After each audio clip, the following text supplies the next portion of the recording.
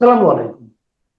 প্রিয় দর্শক, অন্য মঞ্চের আলোচনায় আজকে আমাদের অতিথি হিসেবে আছেন সিনিয়র সাংবাদিক জনাব আরশাদ মাহমুদ। আরশাদ ভাই, আপনাকে আমাদের অনুষ্ঠানে স্বাগত জানাচ্ছি। আপনাকে ধন্যবাদ। আরশাদ ভাই, একটা জিনিস, নির্বাচনের আর 3 সপ্তাহেরও কম সময় বাকি আছে। এই সময়ে এসে আমরা দেখলাম সবাই যখন নির্বাচন নিয়ে এই সময় ব্যস্ত থাকবেন, আলোচনা করছেন, এই সময় দেখলাম যে আপনি গতকালকে একটা ফেসবুকে একটা পোস্ট দিয়েছেন। সেখানে আপনি নির্বাচন নিয়ে এখনো নানা ধরনের সংশয়ের কথা বলছেন। আপনার কিছু অবজারভেশন সেখানে দেখতে পেলাম। কেন আপনার এই ধরনের আপনার অবজারভেশন গুলো আপনি আরেকবার বলেন, এটা আমাদের দর্শকরা শুনুন। আহ, আপনি এটা নিয়ে হ্যাঁ, এটা কেন নিয়ে এটা গতকালকে লিখেছি এটা নিয়ে। তার কারণ আমি যাদের সঙ্গে কথা বলি, মানে আমার গ্রামের বাড়িতে যখন ফোন করি কিংবা অন্যান্য জায়গার থেকে ফোন আসে, তো তারা একই কথা বলে যে ভাই, নির্বাচন কি হবে আসলে? আমার প্রশ্নটা সেখানেই যে এখনো পর্যন্ত মাত্র 3 সপ্তাহ আর নাই, এখনো মানুষের মনে এই দ্বিধাদ্বন্দ্ব বা শঙ্কা কেন আসছে? তো এটা এই পোস্টটাতে আমি যে কথাটা উল্লেখ করেছি যে এটার জন্য দুটো ব্যাপার দাঁড়ি। একটা হলো আমাদের অন্তর্বর্তী সরকার প্রধান মোহাম্মদ ইউনূস, তার একটা আহ, দৃশ্যমান পক্ষপাতিত্ব আমরা দেখতে পাচ্ছি। আর 2 নম্বর কারণ হলো নির্বাচন কমিশনের মধ্যে একটা অ্যাম্বিভ্যালেন্স বা দোদুল্যমানতা। তারা কোনো কোনো ব্যাপারে কোনো সঠিক সিদ্ধান্ত নিতে পারছেন বলে মনে হচ্ছে না। আচ্ছা, এখন প্রথমে শুরু করি এই ইউনূস সাহেবকে কেন আমি পক্ষপাত আচরণ আচরণ দেখতে পাচ্ছি তার মধ্যে। আহ নির্বাচন তফসিল ঘোষণার পরে আমরা জানি যে সমস্ত প্রশাসন বা যে কোনো কিছুই তখন নির্বাচন কমিশনের আন্ডারে চলে যায়, তারাই সবকিছু সিদ্ধান্ত নেয়। কিন্তু আমরা একের পর এক দেখতে পাচ্ছি যে ইউনূস সাহেব এইটাকে তিনি এখনো মনে করছেন যে তিনি মানে সর্বে সর্বা, তাকে কারো কাছে জবাবদিহি করতে হবে না। এবং বিএনপির যে এখন বর্তমান চেয়ারম্যান তারেক রহমান সাহেব, তাকে উনি খুব বেশি সমাদর করছেন বা খাতির যত্ন করছেন, এটা সারা দেশের মানুষ বুঝতে পারছে। এর আগে বলে নেই, দেখেন আপনি লন্ডনে গেলেন উনি গত বছরের এপ্রিল মাসে। এখান থেকে বলা হলো যে রাজার কাছ থেকে একটা পুরস্কার নেবেন আর ব্রিটিশ প্রধানমন্ত্রীর সঙ্গে দেখা করবেন, এটা বাই দ্বিপাক্ষিক আলোচনা নিয়ে। তো রাজার কাছে যে পুরস্কারটা নিয়েছিল সেটা নিয়ে আর বেশি কিছু বলতে চাই না, ওটা কোনো গুরুত্বই নাই। এবং এটা সবাই জেনে গেছে তখন। তখন বারবার করে বলা হচ্ছিল যে প্রধানমন্ত্রীর সঙ্গে মিটিং এর একটা ব্যবস্থা হচ্ছে, কিন্তু পরে দেখা গেল সেটাও হয়নি। মানে পুরো ব্যাপারটাই ছিল একটা ভাওতাবাজি। মূল উদ্দেশ্য ছিল পরে যেটা বোঝা গেল যে উনি আসলে তারেক রহমানের সঙ্গে মানে বৈঠকে ওনার আগ্রহ বেশি, এবং এখান থেকে প্রায় 50 জনের মতো লোক নিয়ে গেছেন সেখানে দ্বিপাক্ষিক সফরের নাম করে, কোটি কোটি টাকা খরচা করে 10 লক্ষ টাকা হোটেল ভাড়া দিয়েছেন প্রতি রাত্রে। এখন সেখানে মূল উদ্দেশ্য ছিল তারেক রহমানের সঙ্গে একটা মিটিং করা, সেটা হয়েছে। এখন মিটিং এ তারা দুইজনে কি আলোচনা করেছে সেটা তো আমরা জানি না, কিন্তু আমরা যেটা দেখতে পাচ্ছি যে তারপর থেকেই বিএনপির প্রতি তিনি একটু ঝুঁকে গেছেন বলে মনে হচ্ছে। এর এর মধ্যে তারেক রহমান সাহেব ফিরে আসলেন গত 25শে ডিসেম্বর, এবং একটা নজিরবিহীন ভাবে তাকে দেশে আসার পরে তাকে নিরাপত্তা দেওয়া, তার পিছনের লোকজন নিয়োগ করা, এগুলো সবই যদিও তিনি সরকারের কেউ না, কিন্তু তারপরেও সমস্ত সরকারি বিধিমালা ভেঙে এগুলা তিনি করেছেন। কেন করেছেন? বলছেন যে তার জীবনের ঝুঁকি আছে। ভালো কথা, সেটা আমরা তো একটা বড় দলে হতেই পারে। তো আপনি যখন লেভেল প্লেইং ফিল্ডের কথা বলেন, তখন তো অন্যান্য দলরাও বলতে পারে, যে জামাত ইসলামী বলতে পারে, এনসিপি বলতে পারে যে আমাদের ক্ষেত্রেও আপনি এরকম নিরাপত্তা ইয়ে করে, আপনি এসএসএফ দেন, আপনি পিজিআর দেন, আপনি স্পেশাল ব্রাঞ্চের লোক দেন, এগুলা। তো এই জিনিসগুলা তারপরে দেখেন, সবচেয়ে আশ্চর্য ব্যাপার যে 3-4 দিন আগে দেখলাম উনি তারেক রহমান সাহেব এবং তার পরিবারকে যমুনাতে রাত্রে ডিনার খেতে ডেকেছেন সৌজন্য সাক্ষাৎ হিসেবে। তো এটাও তো যেহেতু নির্বাচনের তফসিল ঘোষণা হয়েছে, তো তখনই তো মানুষের মনে যে আপনি বারবার করে এই ব্যক্তিকে বা তার পরিবারকে এত গুরুত্ব দিচ্ছেন কেন? এখন তো নির্বাচন হাওয়া শুরু হয়ে গেছে অলরেডি। এবং আপনি হয়তো লক্ষ্য করেছেন যে জামাত ইসলামের আহ, যারা একটা প্রতিনিধি দল দেখা করেছে তার সঙ্গে তারাও ওই লেভেল প্লেইং ফিল্ডের কথা বলছে এগুলা। তো এই সব নিয়ে আমি বললাম যে আপনি নির্বাচন বিধি যদি লঙ্ঘন হয়ে থাকে তো সেটা তো আপনি নিজেই করছেন সেগুলো। তো এগুলো কি আপনি করার আগে নির্বাচন কমিশনের সঙ্গে পরামর্শ করেছিলেন যে আমি এই জিনিসগুলো করতে চাচ্ছি, এগুলো করা ঠিক হবে কিনা, কিংবা আমি এটা সামনের দিকে অগ্রসর হতে পারি কিনা এগুলো নিয়ে? আপনি তো কারোর সাথে কথা বলেননি। কিন্তু মানে আমাদের আইন কানুন অনুসারে নির্বাচন তফসিল ঘোষণার পরপরই সমস্ত কিছুর দায় দায়িত্ব পড়ে নির্বাচন কমিশনের উপর। তো সেটাকে আপনি বাইপাস করছেন, বাইপাস করে আপনার নিজের খুশি মতো আপনার কাছে যেটা মনে হচ্ছে ওইটাই আপনি করছেন। আচ্ছা, তারপরে উনি আরেকটা কথা বললেন, সেটাও আমার কাছে মনে হয়েছে যে এটা নির্বাচন আচরণ বিধি লঙ্ঘনের একটা উদাহরণ।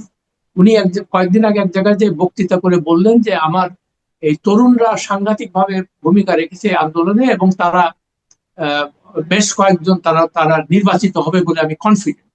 হ্যাঁ, তো আপনি এই কনফিডেন্ট মানে কনফিডেন্সের কথা কেন বললেন? আপনি আপনি কি জানেন যে কি নির্বাচনের ফলাফল কি হবে? তো আপনি এই সমস্ত কথা বলে আপনি কি মাঠ পর্যায়ে যে প্রশাসন আছে বা নির্বাচন কমিশনের কাছে একটা বার্তা দিতে চাচ্ছেন বা ভোটারদের কাছে যে আমি কিন্তু এদের পেছনে আছি? কিন্তু দেখেন বাস্তবতা হলো এই যে এনসিপি মানে যে দলটা, মানে ছাত্রদের যে দলটা, সেটা কিন্তু ওনার পৃষ্ঠপোষকতায় জন্ম নিয়েছে। উনি হি ফাদার ইট, কেমন ইংরেজিতে বলে। তো যাই হোক, এখন উনি যখন দেখতে পারলেন যে এদের দিন দিন এদের গুরুত্ব কমে যাচ্ছে, গুরুত্ব কমে যাচ্ছে, আমি আমার লেখাতেও বলেছি কেন কমলো, যে আমরা সবাই এই ছাত্রদের প্রতি খুব আশা ভরসা রেখেছিলাম, কিন্তু 2 মাসের মাথায় দেখলাম এরা দুর্নীতিতে জড়িয়ে পড়েছে। কি ধরনের দুর্নীতি? আপনি এই যে হাসনাত সার্জিস এদের কথা চিন্তা করেন, তারা কয়দিন আগে রিক্সা সাইকেলে চড়তো, তারা বড় বড় প্রাডো গাড়িতে লাট বহর নিয়ে ঘোরাঘুরি করতে লাগলো, তারা সার্কিট হাউসে যে থাকতে লাগলো, যেটা সরকারি কর্ম কর্মকর্তা কর্মচারী সেখানে কারো থাকার অধিকার নেই, তাদেরকে মিলিটারি পুলিশ দিয়ে তাদেরকে বিভিন্ন জায়গায়। তো তার অর্থ হচ্ছে কি যে সরকারের যত রকম সাহায্য সহযোগিতা সবই তারা পাচ্ছে। কেন পাচ্ছে? এটা ইউনূস সাহেবের দল থেকে। আচ্ছা, কিন্তু মানুষের মনে তাদের নিয়ে নানান রকমের সন্দেহ দেখা দিল। তারপরে আসিফ মাহমুদ সজীব ভুইয়ার এই কদিন আগেও তিনি মন্ত্রীর পদমর্যাদা উপদেষ্টা ছিলেন, তার দুর্নীতির কাহিনী সমস্ত জায়গায় ছড়ালো। তারপরে নাহিদ ইসলামের ব্যাপারেও একই কথা। তো স্বাভাবিকভাবে মানুষজন তাদের থেকে মুখ ফিরিয়ে দিয়েছে এবং আমি খুব আশ্চর্য হব না যদি দেখি যে তারা একটা সিটও যেতে নেই। ইতিমধ্যে জামাত ইসলামের সঙ্গে তাদের এই অ্যালায়েন্সে যাওয়ার কারণে তাদের দলে ভাঙ্গন দেখা দিয়েছে এবং সেখানে অনেকেই দল থেকে বেরিয়ে গেছে। এখন যে আমরা তো এই ধরনের রাজনীতি, এখন এনসিপি কে বাঁচতে হলে হয় বিএনপির দিকে আগে যেতে হবে, নাহলে জামাত নিজেরা কোনো কিছু করতে পারবে না। তো ইউনূস সাহেবেরা টের পেয়েছে যে এদের দিয়ে আর কোনো হবে না, এদের দিয়ে আমার কোনো ভবিষ্যৎ নাই। এখন উনি সম্ভাব্য বিজয়ী দল কারা, বিএনপি, সেদিকে উনি ঝুঁকতেছে। তো এগুলা তো খুবই মানে চোখে লাগে আর কি জিনিসগুলা। তো আপনি যখন নিজে একটা বারবার বলছেন যে সুষ্ঠু নির্বাচন হবে, উৎসাহ উদ্দীপনার মধ্যে মানুষ ভোট দিতে যাবে, কিন্তু আপনি তো প্রশ্নবিদ্ধ হচ্ছেন আপনার কার্যকলাপ, এটা তো ঠিক না। জি। আর দ্বিতীয় কথা, যে নির্বাচন কমিশনের তাদের কার্যকলাপ গুলো দেখেন, সেটাও খুবই আশ্চর্য ব্যাপার। তারা এক এক সময় এক এক রকমের বলছে যে ঋণ খেলাপি হলে, আমাদের আইনেই আছে ঋণ খেলাপি বা দ্বৈত নাগরিকত্ব হলে আপনি প্রার্থী হতে পারবেন। এটা নিয়ে দেখেন, বিশেষ করে চট্টগ্রামের যে আসলাম চৌধুরী না বলে একজন, তার মানে রেকর্ড খুব ভালো না, তাকে নিয়ে কিরকম কাজ কারবার চলছে। একবার বলছে যে না, ঋণ নিঃশোধ করছে বা বলে নেই, আবার তারে বলছে যে ঠিক আছে আপনাকে বৈধ করে দিলাম কিন্তু টাকাটা দিয়ে দিয়ে ব্যাংকে। মানে এটা একটা মামু বাড়ির আপনার। আপনি তো আইনের প্রতি সম্মান দেখাবেন, আপনি তো নির্বাচন কমিশন আপনি নিরপেক্ষ। তা আপনি একজনের বেলায় ঋণ খেলাপিকে আপনি দিবেন না মনোনয়ন, তার বাতিল করবেন, আরেকজনের বেলায় রাখবেন। এই যে দ্বিচারিতা আমরা লক্ষ্য করছি। তারপরে এই কি দ্বৈত নাগরিকত্বের ব্যাপারটা, সেখানে বেশ মানে অনেকজন নাগরিক মানে দ্বৈত নাগরিকত্ব তারা নিয়ে দিয়েছে। এখন বলছে কি যে ওনারা ওই দ্বৈত নাগরিকত্ব রিনাউন্স করার জন্য, মানে বাতিল করার জন্য ওনারা দরখাস্ত করেছেন। তো স্বাভাবিকভাবে নির্বাচন কমিশনের প্রশ্ন করা উচিত ছিল, আপনি যদি এই দেশেরই মঙ্গল চান তাহলে আপনি এতদিন এদের নাগরিকত্ব রেখেছেন কেন? আপনি হঠাৎ করে নির্বাচন আসার আগে এটা আপনার বাতিল করার জন্য, আর বাতিল করার যে দরখাস্ত দিয়েছে সেটাও তো ভালো করে স্ক্রুটিনি করেনি আসলে সেখানে ঠিক মতো করেছে কিনা। মানে এটা তো নানান রকমের আইন কানুনের ব্যাপার, সেটা কি আপনি ফলো করেছেন? এটা কে দেখেছে? কেউ দেখে নাই। তো তার মানেটা কি হচ্ছে যে আপনি যদি হেভিওয়েট প্রার্থী হন, আপনার যদি টাকা থাকে, তাহলে আপনি এগুলো তো পারবেন।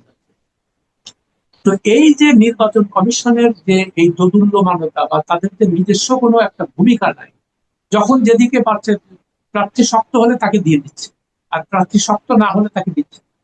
স্বাভাবিকভাবে মানুষের মনে নানান রকম, এই জন্য বারবার করে বলছেন যে নির্বাচন সুষ্ঠু হবে কিনা, এই কারণেই মানুষের মনে শঙ্কা দেখা দিচ্ছে যে এইরকম জি একটা নির্বাচন কমিশন কিভাবে তারা সুষ্ঠু নির্বাচন পরিচালনা।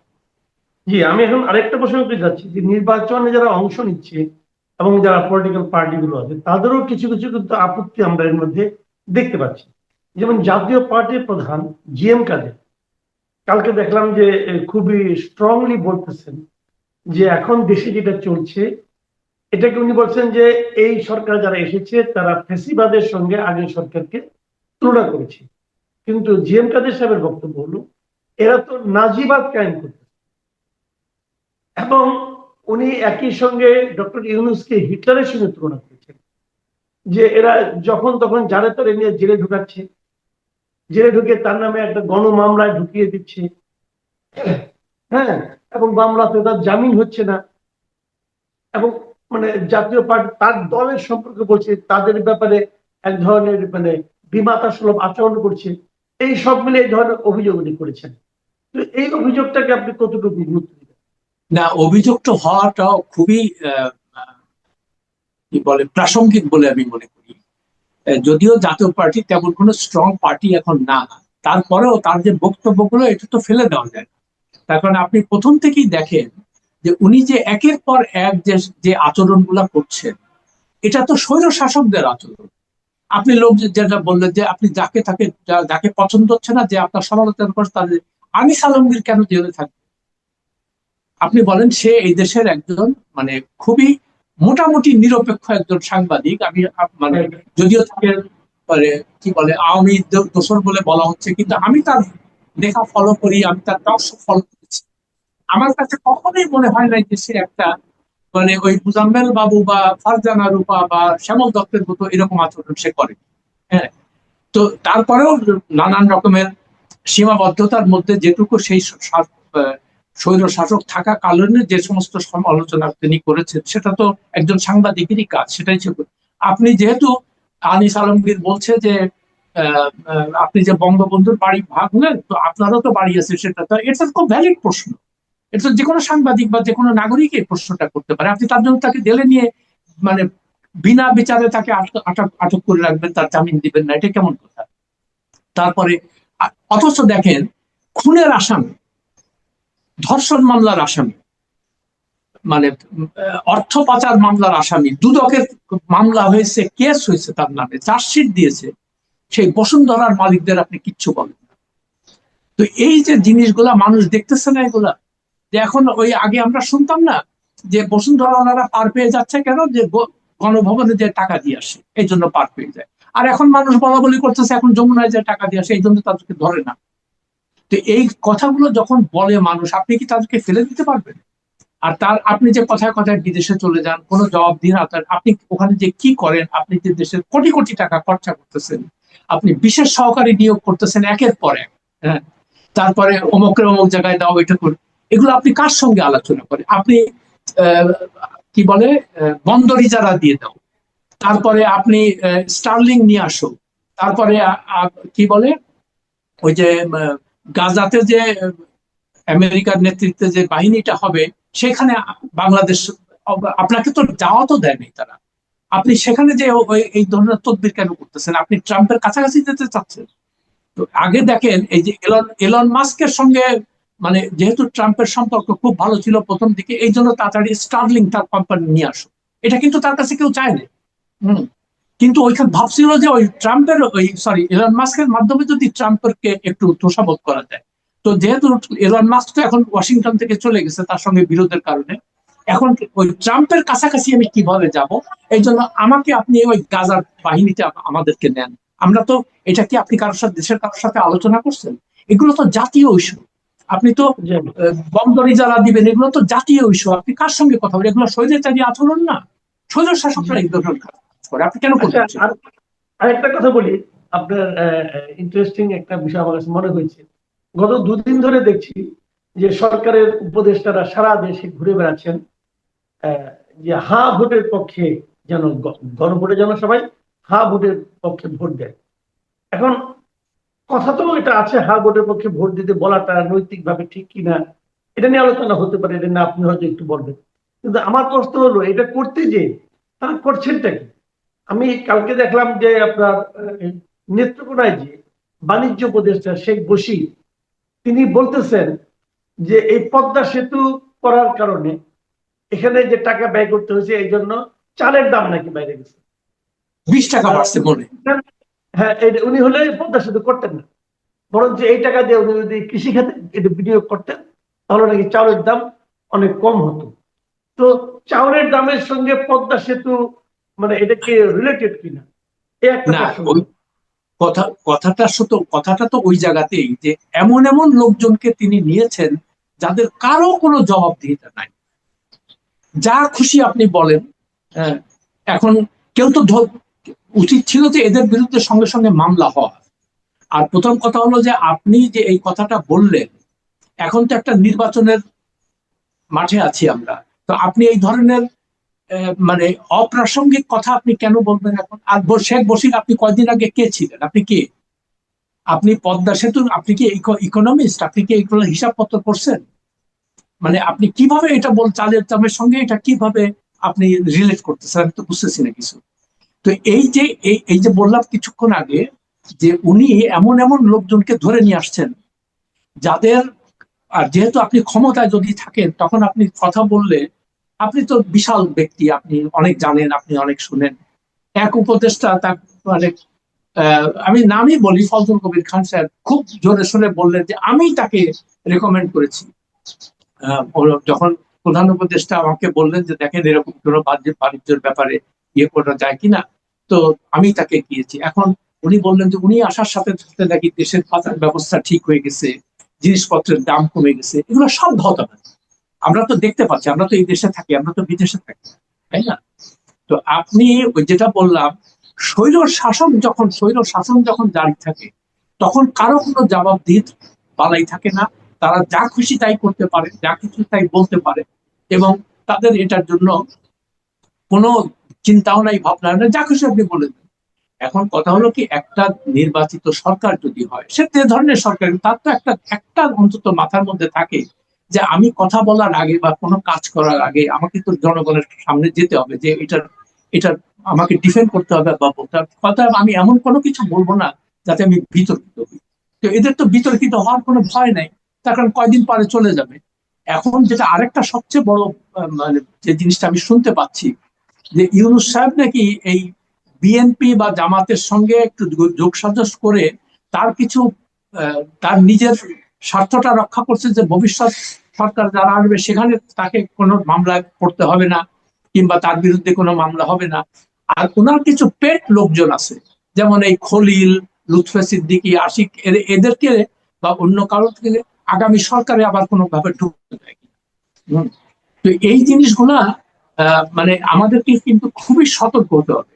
বিশেষ করে আমরা যারা সাংবাদিকতা করি তাদের কিন্তু এই জিনিসগুলা খুবই মানে পরিষ্কার ভাবে মানুষের কাছে তুলে ধরতে হবে, যে এই ধরনের এগুলো হবে অন্য কনফ্লিক্ট অফ ইন্টারেস্ট হবে। তখন আপনি মাত্র ক্ষমতা থেকে যদি যখন যাবেন, তখন নিয়ম হলো 4-5 বছরের মধ্যে আপনি কোন রকম সরকারি কোনো কিছুতে জড়িত থাকতে পারবেন না। এটা কিন্তু নিশ্চিত। আপনি অ্যাম্বাসাডারের অ্যাপয়েন্টমেন্ট দিচ্ছেন, লুৎফে সিদ্দিকী কে, তার বোনকে, আপনাকে এই সমস্ত মানে অথরিটি কে দিয়েছে? এগুলো তো নির্বাচিত সরকারের দায়িত্ব। আপনি 2 দিনের আচ্ছা, জন্য এটা আসছেন। কেমন, আরশাদ ভাই, এটা কেমন হলো? এই যে খলিল সাহেবকে, তারপরে তৈয়বকে, এবং আপনার নির্বাচন কমিশনের সচিবকে, এই তিনজনকে যে বিমানের বোর্ডের মেম্বার বানাইবে, এটা কেমনে? না না, এই সেই কথাই বলছি যে মানে কি একটা অদ্ভুত ব্যাপার, কয়দিন পরে চলে যাবে। আপনি তখন বিমানের মতো একটা প্রতিষ্ঠানের বোর্ড মেম্বার করবেন। বোর্ড মেম্বার করলে কি হবে, তারা ফ্রি টিকেটে সারা দুনিয়া ঘুরতে পারে। আপনি ওই ওই সুযোগ সুবিধাগুলো হয়তো জানেন কিনা জানি না, আমি দর্শকদের উদ্দেশ্যে বলতে চাই। সেখানে মিটিং এ বসলে একটা মোটা অঙ্কের টাকা পায়, তারপরে ফ্রি বিমান বিমান যেখানে যাবে বা বিমানের সঙ্গে অ্যাফিলিয়েশন যে সমস্ত এয়ারলাইন্স, ধরেন আমেরিকায় যাবে, তো মানে ধরেন কানাডা পর্যন্ত গেল, কানাডা থেকে আরেকটা সবকিছু টিকিট ফ্রি, তার এবং তার তার স্ত্রী দুইজনেরই ফ্রি। কেমন এই সুযোগ সুবিধাগুলো আপনারা আর কত খাবেন এই গরিব দেশটাকে? আপনি দেশের সাধারণ মানুষ চিকিৎসা পায় না, দেশের সাধারণ মানুষেরা ঠিক মতো লেখাপড়া করার সুযোগ পায় না, আপনার সেদিকে কোনো নজর নেই। আপনি ও আরেকটা দেখেন, সবচেয়ে বড় কথা, আজকে বিকেল বেলায় পে কমিশনের নতুন রিপোর্ট তার কাছে জমা দিবে। যেমন সেখানে সরকারি কর্মকর্তা কর্মচারীদের বেতন অবিশ্বাস্য ভাবে বেড়ে গেছে আবার। হ্যাঁ, জুলাই মাসের 1 তারিখ থেকে এটা কার্যকরী হবে। চিন্তা করেন কয়দিন, তার 12 তারিখে ভোট, তার আগেই মানে এটা হলো আমলা তোষণের সরকার। এদেরকে মাথায় হাতটা দিয়ে এদেরকে খুশি রেখে যত রকমের অপকর্মগুলো এরা করছে। হ্যাঁ, একটা আমলার বিরুদ্ধে আজ পর্যন্ত দুর্নীতির কোনো অভিযোগ মানে কোনো মামলা হয় নাই, অথচ আমরা সবাই জানি তারা শয়ে শয়ে হাজার হাজার কোটি টাকা বিদেশে পাচার করছে।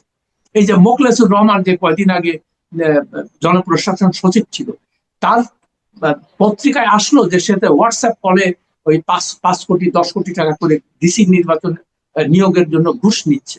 তারপরে আমরা শুনলাম যে এটার পরে একটা 3 সদস্যের উপদেষ্টাদের 3 উপদেষ্টা একটা কমিটি করা হলো এটা তদন্ত করার জন্য। আজ পর্যন্ত সে তদন্ত কমিটির কোনো রিপোর্ট অন্তত আমি জানি না, আপনি যদি জেনেছেন কিনা জানি না, রিপোর্টটা কি হলো, কোথায় গেল? অথচ তাকে তো কোনো কিছু বলাই হলো না, উল্টা তাকে সমালোচনার মুখে আপনি প্ল্যানিং কমিশনের মেম্বার করে দিচ্ছেন সচিব পদে। এগুলো তো মোহাম্মদ শাসকের রাজত্ব, এগুলো তো স্বৈরাচারী শাসকের চরিত্র। এগুলো আপনি কেন করবেন এই সমস্ত? তারা আপনি বলতেছেন আপনি গণভোট নিয়ে যে জিনিসটা হচ্ছে যে সরকার নিজেই উদ্যোগ নিয়ে সরকারি বিভিন্ন প্রতিষ্ঠানে, শিক্ষা প্রতিষ্ঠানে, ব্যাংকে হা ভোটের জন্য প্রচারণা চালাচ্ছে। আলিয়া সারা দেশে ঘুরে বেড়াচ্ছে, বিভিন্ন সরকারি লোকদের সঙ্গে মিটিং করছে, তারপরে আপনার বিভিন্ন উপদেষ্টারা মিটিং করছে। এই গণভোটের পক্ষে কি সরকার এভাবে অবস্থান নিতে পারে? আচ্ছা, আমি তো এটার আইনের লোক না, ফলে আমি জানি না, কিন্তু আমি শাহদ্বীন মালিক, তাকে আমি খুবই রেসপেক্ট করি, একটা খুব নিরপেক্ষ একজন ভালো আইনজীবী এবং দেশের সাধারণ মানুষের কথা সেভাবে সে বলছে এটা এটা এই সরকারের এটা করা উচিত না এটার মধ্যে। তার কারণ গণভোটের যে হানা ব্যাপারটা আপনি পড়েছেন কিনা জানি না, আমি আমার পড়তে লাগছে 6 মিনিট। তো আমি তো মোটামুটি লিখতে পড়তে জানি, আমি বুঝতে পারবো। তারপরেও আমি যখন প্রথমে আবার ইয়ে করতে গিয়ে আমি ভুলে গেছি যে পরের দিকে কি ছিল। তো একটা ভোটার, সাধারণ যারা ভোটার, তারা কি করে এইটা পড়ে মানে এটা পড়ে এটার উপর সিদ্ধান্ত নিয়ে ওখানে ভোট দেবে? আর আপনি বারবার করে বলতেছেন হ্যাঁ ভোট দেন, হ্যাঁ ভোট দেন, তার মানে কি আপনি তাদেরকে ইনফ্লুয়েন্স করতেছেন? আপনার নিরপেক্ষতা মানে প্রশ্নবিদ্ধ হচ্ছে। আপনি বলতেছেন যে না আমাদের ম্যান্ডেট ছিল এটা করা। আর আলী রিয়াজকে আপনি নিয়ে আসছেন, আলী রিয়াজে কি মন্ত্রীর পদমর্যাদা এখন নতুন করে, যেহেতু তার কোনো কাজ ছিল না ওই সংস্কার কমিশনে কি দেখলাম, কন্টিনেন্টাল হোটেল থেকে খাওয়া দাওয়া এনে 1টা বছর ধরে খালি খানা পিনাই হলো। আলটিমেটলি সংস্কার কমিশনের ওই রিপোর্টের মুখগুলো কেউ দেখলো না, তার বাস্তবায়ন কি হলো কেউ জানে না। আর এদিক দিয়ে খাওয়া দাওয়া হলো আর বিদেশ বিদেশ ঘোরা, বাস হয়ে গেল। দেশটাকে যে কি পর্যায়ে নিয়ে গেছে এই মোহাম্মদ ইউনুস, হ্যাঁ, এবং এই তথাকথিত সৎ উপদেষ্টারা, এটা যখন পরবর্তী সরকার আসবে এবং এটা নিয়ে ইনভেস্টিগেশন শুরু হবে যে এইভাবে তারা রাষ্ট্রের কি পরিমাণ টাকা খরচা করছে, তখন বুঝতে পারবেন যে এরা কি করে গেছে। জি, অনেক ধন্যবাদ, অনেক ধন্যবাদ জনাব আসাদ মাহমুদ। প্রিয় দর্শক, আপনারা শুনলেন সিনিয়র সাংবাদিক আসাদ মাহমুদের বিশ্লেষণ। আমরা আগামী ওনার সঙ্গে আবারও মিলিত হবো। ভালো থাকবেন আপনারা। এখন পর্যন্ত আল্লাহ হাফেজ।